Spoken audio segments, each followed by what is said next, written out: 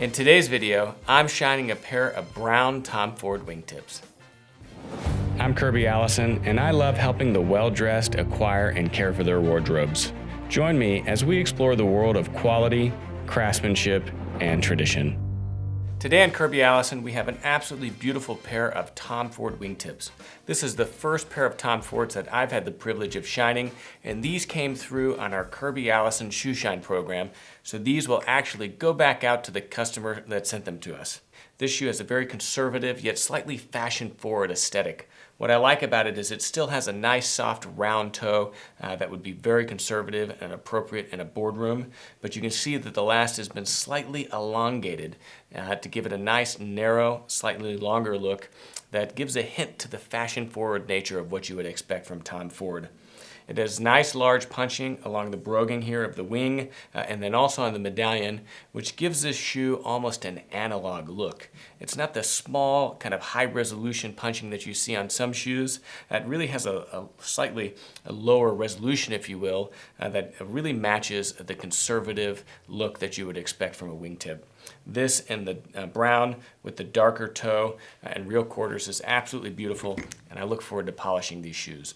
Something really interesting is, although it looks like it might be Goodyear welted because you see the fudging here on the welt, if you take this shoe tree out and look inside, you can actually see that this is a Blake stitch shoe, which really is common from what you see from Italy. So you can actually see the Blake stitching that comes in through the insole. And with Blake stitch, you're actually stitching the outsole, the upper, and the insole together just with one single stitch versus a Goodyear welted shoe where that is done through the welt and then the outsole is stitched to the welt separately. So here, that thread that you see, that stitching, is basically what holds together the outsole, the upper, and the insole all together. That's different than a Goodyear welted shoe where the upper and the insole is stitched together through the welt, and then the outsole is stitched to the welt separately. It's still done quite well, unlike many Blake stitch shoes where you would see the open stitching. The bottom of this Tom Ford shoe is still quite nicely finished. Now, because there's quite a bit of antiquing here at the toe, I'm actually going to be using two different colors of polish. First, I'm going to use a light brown Saphir Pommadier cream polish to bring in the entire background of this and to help bring that up. But then on the toe and the rear quarters, where you see this darker burnishing or the antiquing, I'm going to use the medium brown polish to help match that. And then I'm going to finish it off with some Saphir Pate Luxe and then some mirror gloss to really elevate the shine. First things first, I always like to condition a beautiful leather pair of shoes like this using the Saphir Renovateur. This is a mink oil based cleaner and conditioner. It's really more than a conditioner than anything else. And for a pair of shoes like this with beautiful full grain open pore leather, you really want to nourish and feed that leather to keep it soft, supple, and to prevent any type of cracking. I like to apply all of my polishes using our High Shine chamois. So I have our trademark Kirby Allison High Shine chamois here. And I'm just going to apply the Saphir Renovateur using this.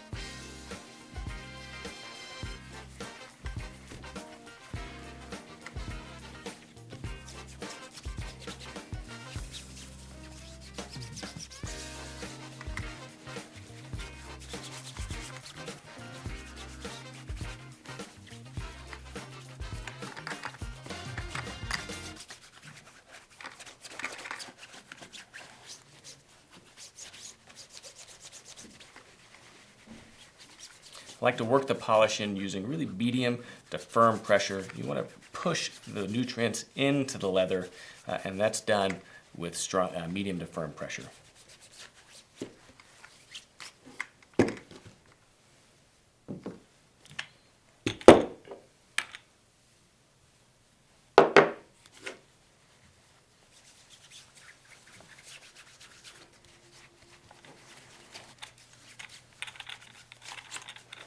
After you allow the Saphir Renovateur to fully dry, buff it off using a horsehair brush.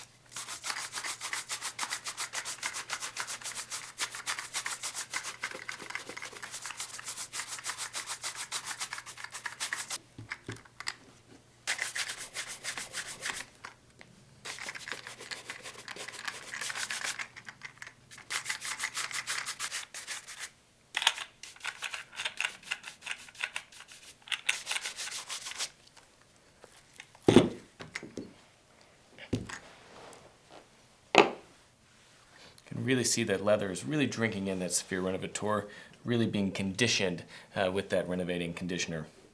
Next, we're going to apply some Pommadier cream polish. Now, you always want to start out your first coat with whatever the lighter of the polishes is. So here you can see we really go from light brown to medium brown, even a little bit of dark brown. So first I'm going to start with the lighter of the colors, which is this light brown Saphir Pommadier cream polish.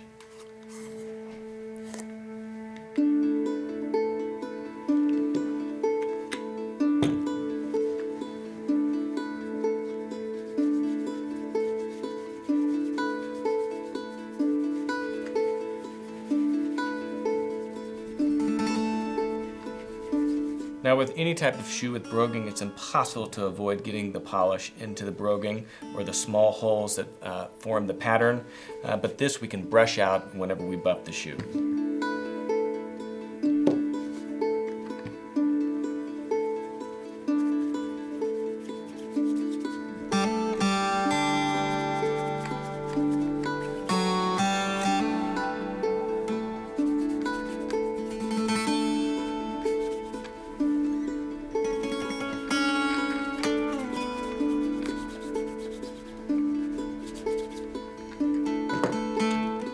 Set that to dry while I work on the second shoe.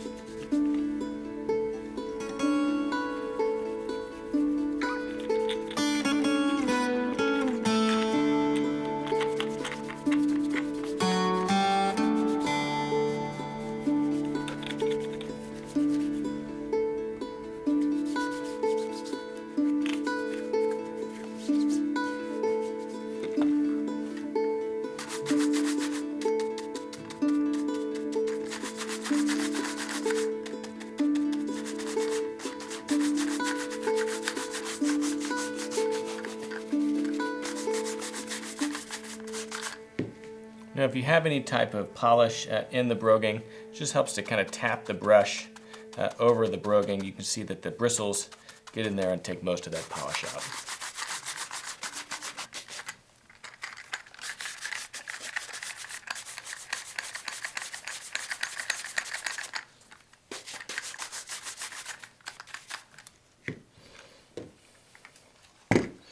So there we go. After just one coat of the Renovateur and some cream polish, you can see the shoes are really starting to look nice. Nice soft shine. I mean, that's what you expect from a cream polish. Cream polish is always going to give you that nice soft shine. In order to get something that's a really high gloss, you've got to use wax polishes, which we will soon. But the reason it's important to use pigmented cream polishes, again, is that pigment. It's adding that color back into the leather. Now these shoes were in really good condition whenever we received them, so maybe a little bit less important for a shoe like this to receive that pigment because they really weren't scuffed up, they really weren't excessively worn. So for a shoe like this, maybe we could have gotten by just with using the Saphir Renovateur for a little bit of conditioning and then gone straight to the wax polishes. But since this was sent in for one of our shine services, we want to pull out all the stops and go through the entire process with every shoe. Now I've applied the light brown cream polish, but as you can see, this shoe has quite a bit of antiquing or burnishing on the hard counters, which are those hard areas of the shoe, the toe, and the rear quarters. So to just make sure that we keep those areas darkened and standing out, we're going to apply a little bit of medium brown polish. Normally, whenever it comes to shining shoes, I want to stay, plus or minus one shade. So, if you're using a light brown polish for your base coat, then going up to something like the medium brown polish for your burnishing, gives you enough of a pigment spread to provide a little bit of visual separation without being too dramatic. I'm going to apply this with the high shine chamois the same way I did the other polish, but you'll see as I apply this, I'm really just going to focus on this area of the shoe that's burnished, medium to firm pressure. And you always want to make sure you get here right where the welt meets the upper. I find that oftentimes, especially in the front of the shoe, I spend a lot of time polishing at the top and forget to come all the way down to the bottom.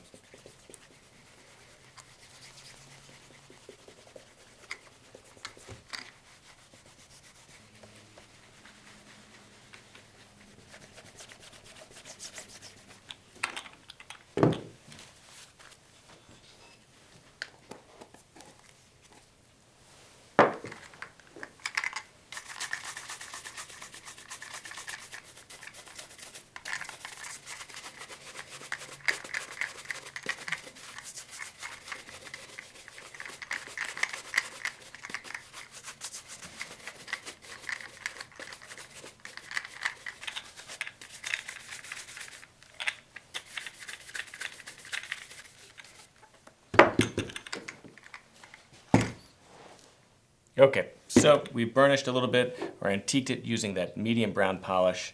Now we're going to start having a little bit of fun using some wax polishes. So I'm going to do a first coat again with a light brown wax polish to the entire shoe. This is going to help elevate the shine of the entire upper, also provide those hard waxes which are essential for the protection of that leather to the entire shoe. Now you just want to do 1 or 2 coats max of a hard wax to the entire shoe, especially here across the vamp where the shoe flexes. If you do too many coats of a hard wax polish here, what will happen is it'll be perfectly shiny, but the moment that you take those shoes out and actually walk and flex the vamp, those hard waxes are going to crack. So 1 or 2 coats max, otherwise you'll end up with cracking. Easily removed just with a little bit of buffing, but as a general practice, I like to be conservative in the amount of wax polish I add to the entire shoe. Now another option is if you wanted to elevate the shine beyond what you get with the horsehair brush, which is going to be a little bit softer, you could also buff off using your high shine chamois and a little bit of cold water, which will help elevate that shine of that wax polish even more.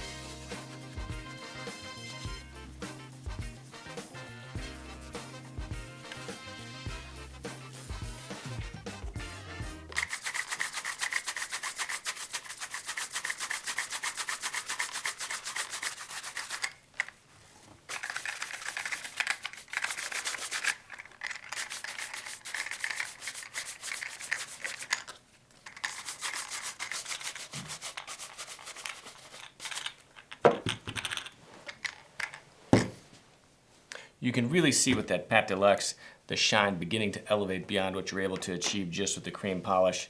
Absolutely beautiful results. If you're someone that really just liked a soft, subtle shine, nothing too flashy, nothing that's really going to catch anyone's attention, you could stop right here and be perfectly fine. But this was for our high shine service, so I'm going to continue to elevate this shine beyond what we see right here. And that's going to require me to set the shoe shine brush aside and really begin to use just the mirror gloss and a little bit of Saphir Pate Luxe wax polish. Now what I'm going to do here is I'm going to start with a little bit of the Pate Luxe. You can see this is a much wetter polish. It has a higher concentration of solvents in it, which allow it to apply really easily. But what happens is that every single time you apply a little bit of the Pate Luxe, those solvents melt the previous layer of wax. So it's kind of like 3 steps forward, 2 steps backwards. Whereas with the mirror gloss, you have a much higher concentration of those hard waxes, much lower concentration of those solvents. So it accumulates that foundation of hard waxes much faster. Now here I'm using medium to firm pressure, really pressing down quite hard because I want those waxes pushed into the pores of the leather.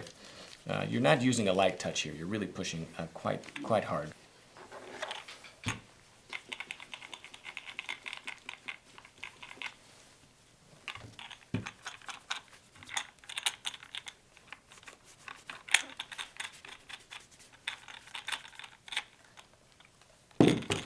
Okay, so we've got our mirror gloss, and now comes the hard work. So you can see the mirror gloss is even prone to cracking. I mean, this cracking that you see here, unfortunately, is quite normal.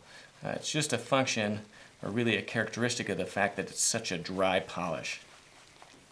Really working a nice coat onto my chamois, and then I'm just going to buff it into that leather using medium to firm pressure to really get it in there.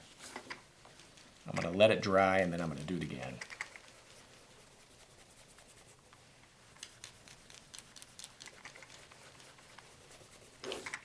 Now, it's essential whenever you're doing this to be using a high shine chamois. Can't tell you how important this is to the overall process. You don't want anything that's too plush or soft, because the linting will help dampen or really damage the actual smooth finish. And this is much more efficient with the polish.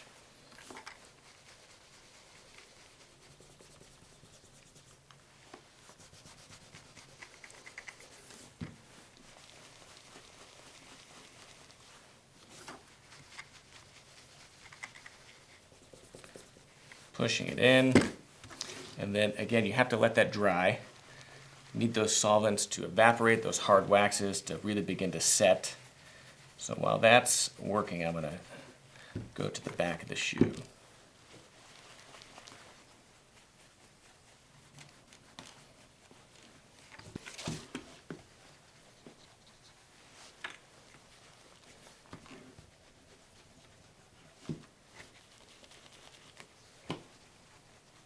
Now, especially here on the medallion of the toe cap, whenever you're doing a mirror shine, it's all but impossible to prevent that wax from building up in the holes of this broguing. So it's really not something to worry too much about. It's all but inevitable. I mean, if you really, if you're really anal retentive about it, you can come back over this with like a toothpick or a letter opener, something to pick that out. But otherwise, at a distance, you're not going to see it.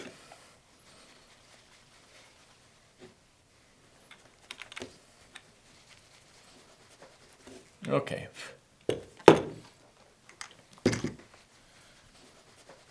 this point, you really are pushing quite firmly, to get those waxes into the pores of the leather.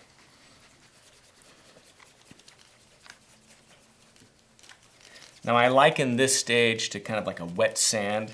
If you're anyone that's familiar with auto finishes, I'm going to start off with really light pressure for the beginning until I get that first buff, and then as we near that final high shine, I'll begin to increase the pressure that I use in buffing with my chamois. But right now, this is just a really light touch, fast movement.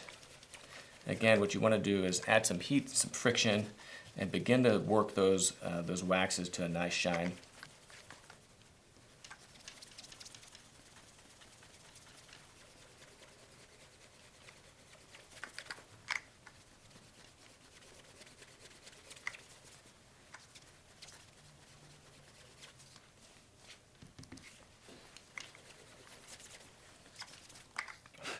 Again, you want those waxes to set, so I'm going to give those waxes a little bit more time to cure while I start working on the heel. Now, this part of the high shine or mirror shine process really is iterative. You have to do it in stages. In some ways, it's best done over the course of a few days because, again, you want those waxes to have time to dry and really harden, because that's what's going to produce the best mirror shine.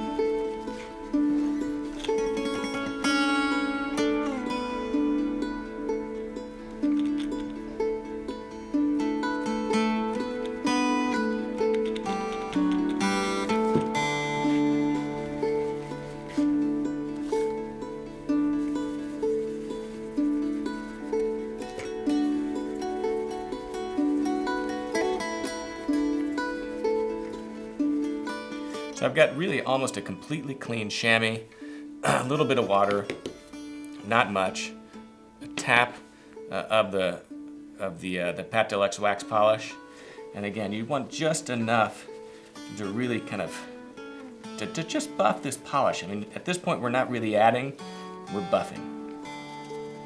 Look how beautifully that's coming out.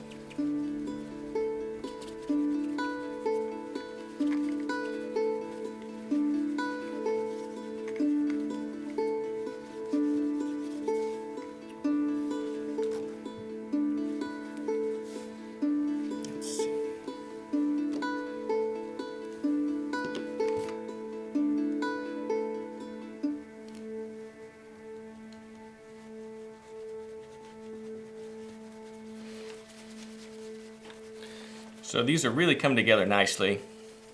Again, as we're approaching kind of this apex here, you're using less polish, really clean area of the chamois. That's why I like to have my leather shoe shine carpet, is I can kind of clean the chamois on that. Just a little bit of water, and then I just kind of switch kind of back and forth between those polishes. You'll see I'm just adding a tiny, tiny, tiny amount that I'm then buffing straight to a shine. Medium to firm pressure, fast actions to really generate heat. You can even kind of breathe on it a little bit, which heats that polish up just a little bit to allow you to massage it. But this is beautiful. This is coming together really quite nicely. I mean, look at that. So spending a little bit of extra time on the rear quarters of the shoe to get those shined up. You can see this has got a nice shine. So first, let's look at these babies. Absolutely beautiful toes. I mean, look at those toes. Nice high shine. We were able to maintain the antiquing, you know, with those darker, medium, and dark brown polishes. But my favorite part of the entire shoe, I have to say, is just how we brought this heel up. So we added that mirror gloss to the heel block and the back of the heel and shined the entire thing. This has an absolutely beautiful shine. So absent replacing the shoelaces, which these are in relatively good condition, there's really nothing else I would do with these shoes. So.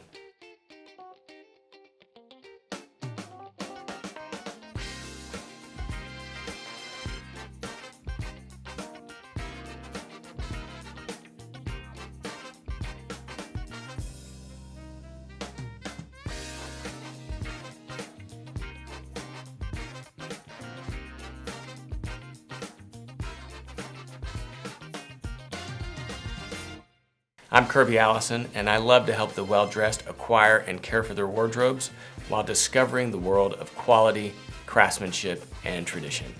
Thanks for joining me.